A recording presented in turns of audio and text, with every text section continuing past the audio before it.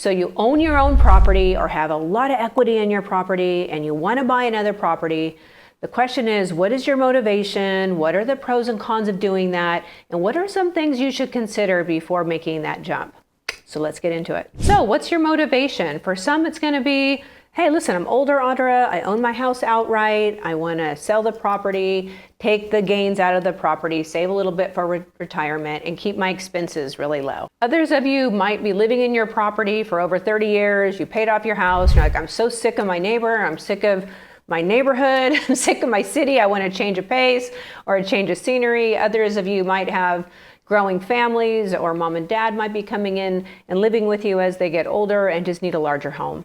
So your motivation is really important, and your stage of life and your finances have a very good role to play into what your next steps are. The first thing I would do if you're considering selling your house is establish what market value is. Highly recommend bringing out a specialist like an appraiser to come out and give you an evaluation. You can rely on your local realtor. Just ask them to be honest about the value of your property. But please don't look at Zillow or Redfin or anybody that's going to give you a estimate on your property. They don't know your property. They can't see the location. They don't know the upgrades. But once you establish the value of your property, you can then, try to figure out what your capital gains impact is going to be. Capital gains is a very big thing for some people who are watching this video. So a lot of us have made a great deal of appreciation in our homes, especially in the last 3 years. If you are making money, you have a JOB, and you're a high income earner, this is probably going to affect you more than someone that isn't making an income or is in those, retiring kind of thing. You're going to want to talk to your tax expert.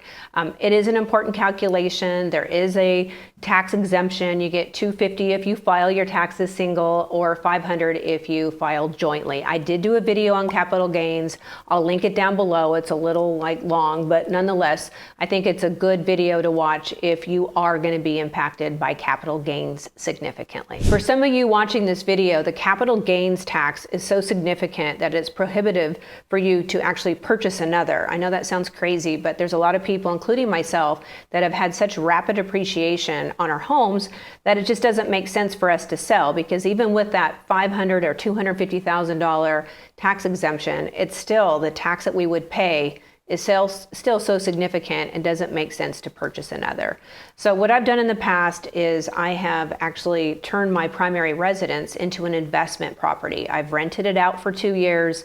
After 2 years, I do a 1031 exchange into another property. I rent that property out for 2 years, and then I'll move back into that. If I do it that way, I don't pay those capital gains tax. And of course, you're going to want to talk to your tax advisor for the details about this. Once again, I will link down below the capital gains video that I did. I won't get into it, but that is something to consider. So something else to consider is, what are your property taxes going to be? So if you're moving to another state or another county, do they do, property tax transfers? So most of you who own your house outright or have a lot of equity in your property, you've probably held it for a long time, and your property taxes are probably significantly lower. Now in California, we can do a property tax transfer. You want to check in your state and your counties if that applies to you. If it doesn't, a lot of people don't really understand the impact of these property taxes. And in some states and some counties, oh my goodness, it's outrageous. So really look into that before you're purchasing.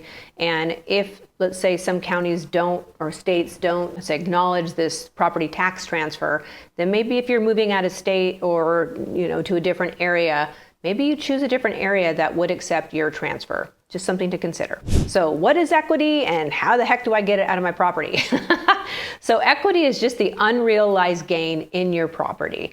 So if you own your house outright and let's just say it's worth $600,000, then you go sell your property and lo and behold, you get your $600,000 out of the property minus expenses and commissions and closing costs, right? So let's say that same $600,000 property, you have a $200,000 mortgage on it, you go to sell it, and now you gain that $400,000 back. So the equity is the unrealized gain in a property. Now, of course, it's kind of like a magic number. It's not realized, so you don't really have it in your bank account until you sell it, right? Or you take a loan against it. And there's 4 different options on how you can do that. So the first way to get your equity out of your house is you flat out sell it. You just put your house on the market. Somebody closes on it and you get the money out. The second way to take equity out of your property is a HELOC, which stands for Home Equity Line of Credit. You will go to your lending institution, you'll tell them you want a HELOC, they're going to order an appraiser, they're going to probably give you anywhere from 80 to 90% loan to value on your property. So they'll appraise your property, whatever the value is, they'll give you 80% of that minus what you owe on the property. Now the benefit to HELOCs is if you don't use it, you don't pay any money, okay? It's like a credit card in that way. However, if you do use it, usually the rates are a little bit higher. You're usually paying interest only, so you're not paying down that principal. The other thing is it's usually on a variable rate, so it's not a fixed rate typically. I mean, all the HELOCs I've used are all variable based off LIBOR or the Fed fund rate. But nonetheless, you're not paying any money unless you tap into it. Now, the downsides of a HELOC, and this happened to me back in, I think, 2009, is I had a home equity line of credit on my property. The risk for banks got really great, and they just closed down my line. So I shouldn't even put that in there because it's fear, uncertainty, and doubt. But you do have to realize that banks do have the ability to do that.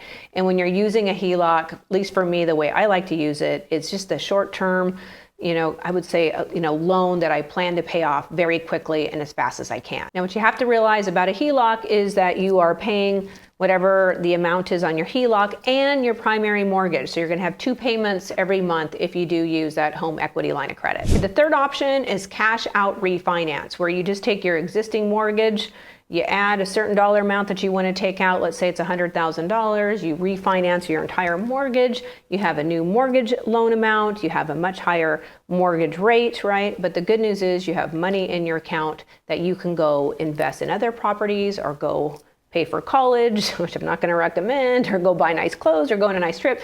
But anyway, you do have realized gain once you do that cash out refinance. For those of you who have a very low mortgage rate now, might make sense for you to do the fourth option, which is you keep your first mortgage in place and you take a second mortgage out. So at the end of every month, you'll have 2 mortgage payments you have to pay, but you do get that cash out of that second because you're just taking the gain out of your property.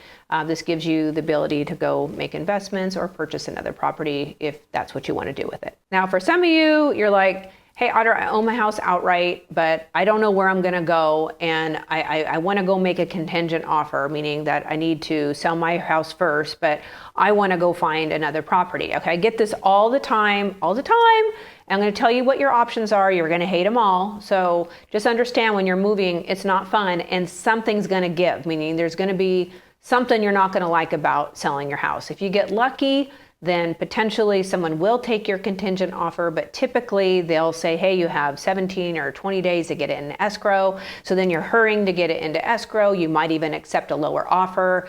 Okay, so I did a video on this, but I'll just give you like the Cliff Note version right now. Now, if you're one of those homeowners that owns their house outright or has a tremendous amount of equity in their house and are like, I'm special. You need to sell my house first, and I'm not selling it till I find the house of my dreams. Okay. I hear ya, I feel ya, but I'm just telling you that's a recipe for disaster. You could potentially spend over a year trying to find your perfect property. You find it, and now you can't get it under contract because it's contingent on the sale of your house. It's super discouraging, it's frustrating, and there's a lot of people that are telling me, hey, Audra, we're not going to do bridge loans or HELOCs or do any of this. It's just too expensive. So something has to give. And I'm just telling you that if I made the decision that I'm selling my house, I'm going to sell my house first. I'm not going to worry about where the universe takes me. I'm just going to sell it if it makes sense. I'm going to see the money that I get out of the property. I now understand it. And now after I get the money in the bank and I'm in escrow and all my contingencies are removed, then I be searching for the dream home that I'm looking for. Now, for those of you who are fearful in doing this, I'm just giving you the encouragement that you will find the property you're looking for. Even if you have to rent temporarily, and renting's never a bad idea. I know some of you are like, no, it's a waste of money. But I'm telling you, if you're moving to a new area, you're not familiar with it, I'm telling you, renting's not a bad idea to make sure it is the right area. I can't tell you how many of my own personal clients I've recommended this, and they're like, no, we want to live here, but I hear you, let's try renting first. And it turns out that that's definitely not the area they wanted to live. And they live in like 2 cities over or something because the school district is, closer by and they got sick of doing the traffic route or whatever it may be, right? So don't be afraid to sell your house and find something else. I promise that is not that big of a deal. I know it's daunting, it's the unknown, but I promise you will not go stranded, okay? But if you are looking to purchase a house contingent on the sale of your home, your success rate is going to be very low in today's, marketplace. Just being real. So for those of you that are like, hey, Audra, I'm sorry, no way, man. I just can't sell my house and have no idea where I'm going. I think that's the low cost approach and probably the most profitable way of doing it. But if you're like, I don't care, I want to finance something, I need to get this property, then you can do what's called a bridge loan. You can take a second out on your property.